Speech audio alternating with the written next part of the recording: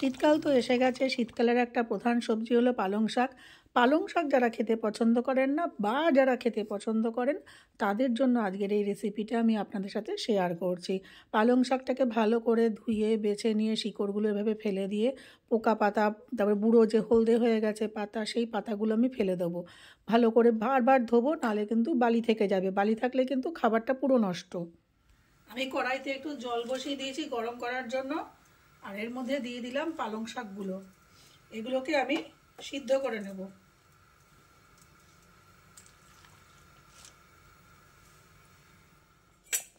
পালং সেদ্ধ হয়ে গেছে, এবার এটাকে আমি তুলে নেব। তুলিয়ে জল ঝরিয়ে ঠান্ডা হতে দেব।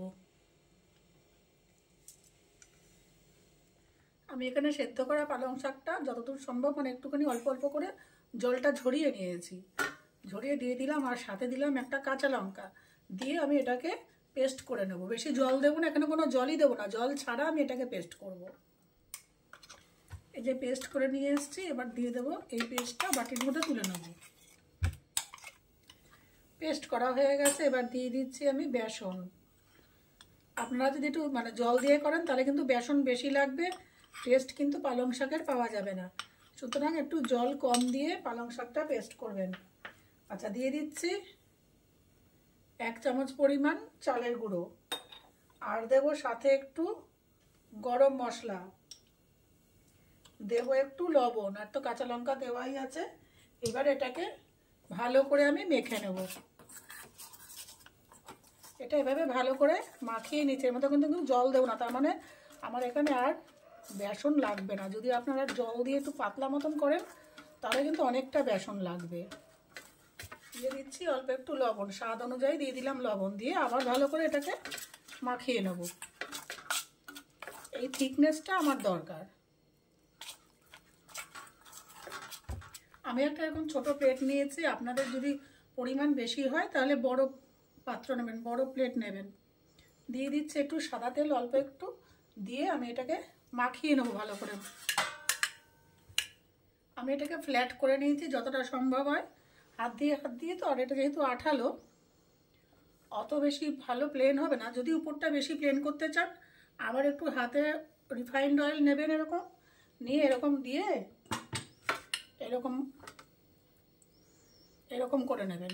তাহলে উপরটা একদম যেরকম চাইছেন একদম ভালো মতন পরিষ্কার হবে। কিন্তু তেল না দিয়ে করলে কিন্তু উপরটা এরকম সুন্দর প্লেন হবে না।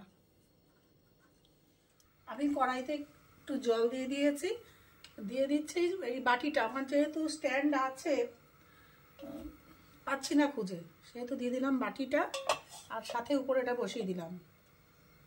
দিয়ে এটা পুরো স্টিমে রাখবো 10 মিনিট। 10 মিনিট পর আমি ঢাকাটা খুলবো। 5 মিনিট হয়ে গেছে। 5 মিনিট পর আমি ঢাকনাটা তুলছি। এবারে চেক করবো এটা হয়েছে নাকি। একটা কাঠি এরকম নেব, টুথপিক, এই যে কোনো উঠে আসছে না গায়ে, তার মানে এটা হয়ে গেছে। না, একটু একটু উঠে আসছে, একটু একটু গায়ে গায়ে উঠে আসছে, তার মানে এটা আরও কিছুক্ষণ আমাকে রাখতে হবে। একটু একটু গায়ে উঠে আসছে, আরও 2-3 মিনিট আমি এটাকে রাখবো। হয়ে গেছে পুরোটাই। এই যে দেখুন, যেহেতু আমার এখানে অল্প জিনিস, 7-8 মিনিট লেগেছে।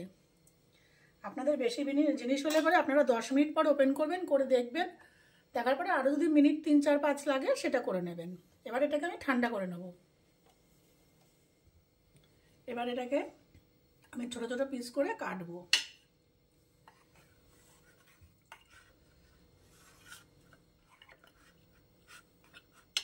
একটা উঠিয়ে দেখাই, এই দেখুন, এইভাবে প্রত্যেকটা পিসই তৈরি হয়েছে। দিয়ে দিলাম রিফাইন্ড অয়েল, আপনারা এটা সর্ষের তেলেও করতে পারেন। তেল গরম হয়ে গেছে, এবার এগুলোকে আমি দিয়ে ভেজে নেব। হালকা করে ভেজে নেব, এটা কাঁচা নেই তো ভিতরে, হালকা করে ভাজলেই হবে।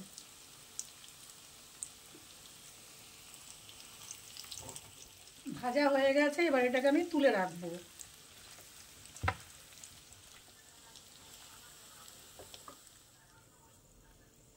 এই তেলে আমি ফোড়ন দিয়ে দিচ্ছি জিরে, একটা তেজপাতা, একটা শুকনো লঙ্কা, আর দেবো হচ্ছে, এটা আমি যেহেতু নিরামিষ করছি দেবো একটু হিং। আপনারা যদি আমিষ খান তাহলে পেঁয়াজ রসুন বাটা ব্যবহার করতে পারেন। দিয়ে দিচ্ছি জিরে বাটা, ধনে বাটা একসাথে।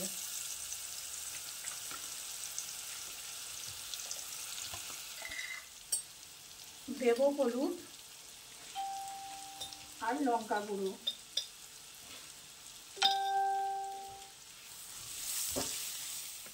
দিচ্ছি 1 চামচ মতন আদা বাটা, দিয়ে এটাকে খুব ভালো করে কষাবো। মশলা কষানো হয়ে গেছে, এবার দিয়ে দিচ্ছি ভেজে রাখা আলু। আলুটা জাস্ট নুন হলুদ দিয়ে আমি ভেজে রেখেছিলাম। ভেজে রাখা এই পালং পনিরগুলো দিয়ে একটুখানি নাড়াচাড়া করে নেবো। দিয়ে দেবো পরিমাণ মতো জল। এটা খুব একটা ঝোল ঝোল ভালো লাগে না, পনির যেমন বেশি ঝোল ভালো লাগে না, এটাও ঠিক। আলুটা সেদ্ধ হওয়ার জন্য দিয়ে দিলাম যেটুকু জল দরকার সেইটুকু। এবার ঝোলটা ফুটে ওঠার জন্য অপেক্ষা করতে হবে। দিয়ে দিচ্ছি স্বাদ অনুযায়ী লবণ। এখানে ঝোল ফুটে গেছে, আলুও সুসিদ্ধ হয়ে গেছে, সবই সুসিদ্ধ হয়ে গেছে। দিয়ে দিলাম স্বাদ অনুযায়ী লবণ, এতক্ষণ আমি লবণ দেইনি। এবারে দেবো একটু চিনি, নিরামিষ রান্না একটু মিষ্টি ভালো লাগে তাই দিয়ে দিলাম স্বাদ অনুযায়ী চিনি। দিয়ে দেবো একটু গরম মশলা, আর নামাবার আগে দেব ঘি। আপনারা এখানে কসুরি মেথিও দিতে পারেন।